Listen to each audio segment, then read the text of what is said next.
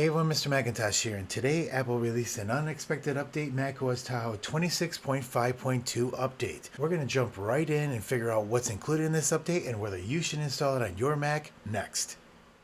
Now, I say it is an unexpected release for 26.5.2 because usually on the smaller point releases, we don't know when those are going to come out. There's no betas or anything like that giving us a general idea when they're going to come out. And usually they include any kind of major fix in the operating system or major security releases. So along with 26.5.2, we got iOS and iPadOS 26.5.2, but that was the only release. We did not get an associated Sequoia or Sonoma update, and all the other operating systems for watchOS, iOS, tvOS, visionOS did remain the same, and we did get an associated Safari update, but we're going to get into that a little bit later. One thing that I did mention about the update sizes in the past two videos that I did was that update size is a lot larger than it has in the past. The good news that I can bring to you, and on this minor update release, we got a Delta update for macOS Tahoe 26.5.1. It was only 1.13 gigabytes, and on Apple Silicon from 26.5.1, it was 2.77 gigabytes. So at least it's a little bit more in line with the size compared to 4, 5, 6, 7, 8 gigabytes in size.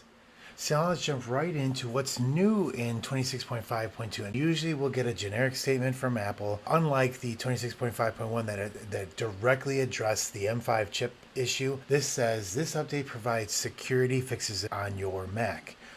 It does not say bug fixes and enhancements, like for example in 26.5. Usually that means that we're only getting security fixes and no new features or bug fixes. But today in the Mac admin chat, our friend Rich Troughton mentioned, and he runs a wonderful Flounder blog for Mac admins, he mentioned that he was having trouble building a VM in macOS Tahoe, and this fixed that for him.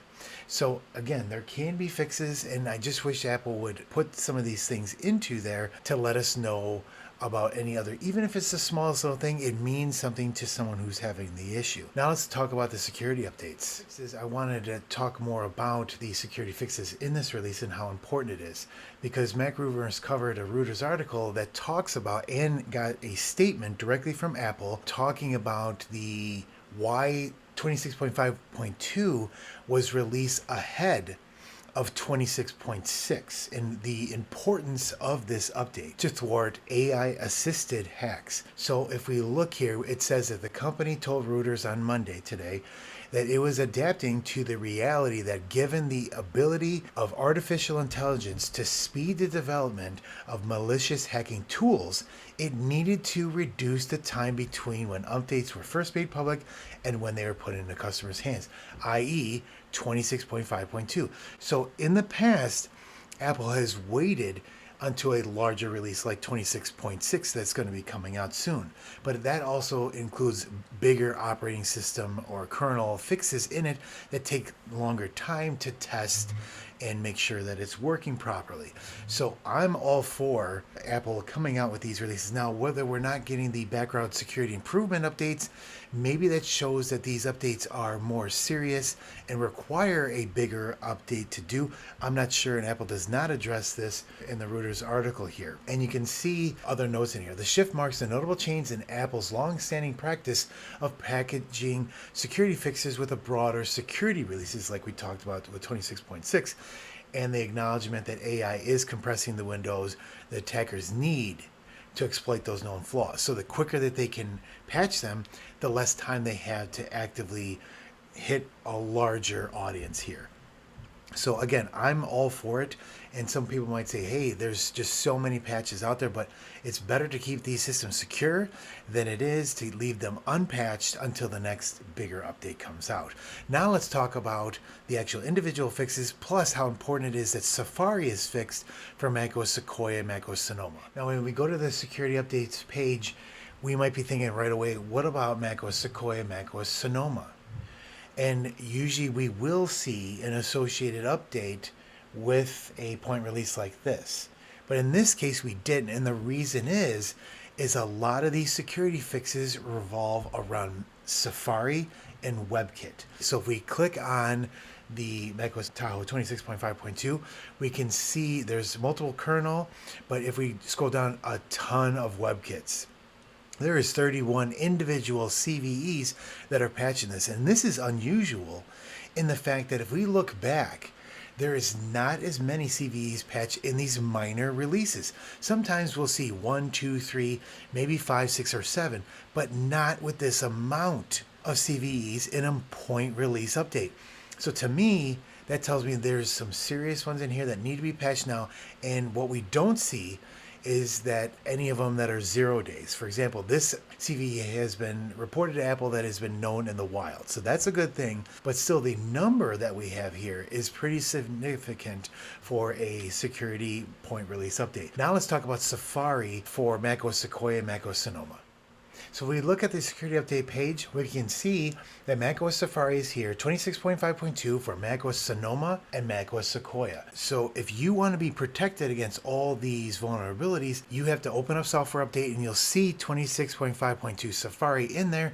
You have to download that individual update and make sure that it installs properly, then you are protected. Safari has included 26.5.2 inside macOS Tahoe. So you don't have to worry about downloading an individual update. It's all included in the latest version. I always keep track of the Safari versions in my Download macOS Safari webpage where you can download the individual packages if you wanted to install them manually. The version of Safari in macOS Tahoe 26.5.2 is 21.624.2511.8.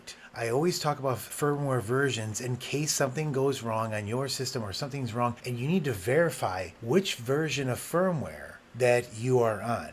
And each individual update can update the Apple Silicon firmware. So in this example, 26.5.2, usually we don't see an update in a minor release. For example, 26.5 to 0.1, it will remain the same, .36, but 26.5.2, 121.3. So we did get a significant update there. What they fix, I can't tell you. Is it security related or is it related to a operating system piece? Again, we don't know. I wish Apple would tell us, but we're stuck knowing that something was updated, but we're not sure what it was. The same thing with the OS Loader version. iBoot was updated, and if we go down to our Intel T2 Bridge OS, it was not updated and remains the same version throughout from 26.5. And if we look at the firmware itself on Intel was not updated and it remains the same. Always make sure to check in what's new for enterprise and macOS Tahoe, and just to make sure that there's no changes for government, education, or businesses.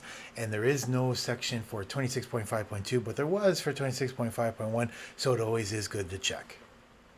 If we pull up our Intel device that updated to 26.5.4, we can see that the build version increased from 80 to 84. Everything seems to be running fine on this Intel device, and the same with our Apple Silicon device. No issues whatsoever that I've observed, and the install worked out great.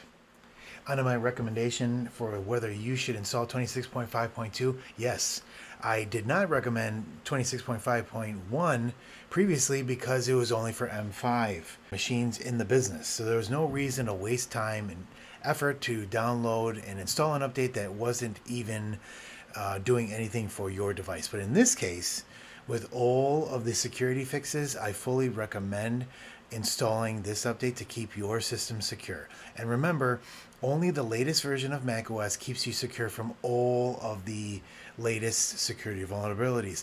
Apple will only fix the previous two OSs up to where they deem the architectural changes in the operating system are not worth the time and effort, and they tell you to just update to the latest version. So for all devices now, that's okay, but once we get to Golden Gate, Intel is done, and that's going to be a bummer, but we knew this was coming and Apple already told us. Now, I am going to be putting out some Golden Gate content. I haven't decided what that's going to be yet. Let me know. What would you like to see about Golden Gate? Usually I put out a couple of quick videos, but I want to spend time on what you would like to see. So let me know in the comments. Tell me how you're doing. Tell me what you're waiting on. I know we're all still waiting on OpenCore Legacy Patcher, but the bottom line is that there's still work being done. I know it's been taking longer than a lot of people want, but some of the best things come to those who wait, right? So I have no problem waiting for the latest release, and I can't wait to see it come out. And we'll catch you in the next video. Thanks.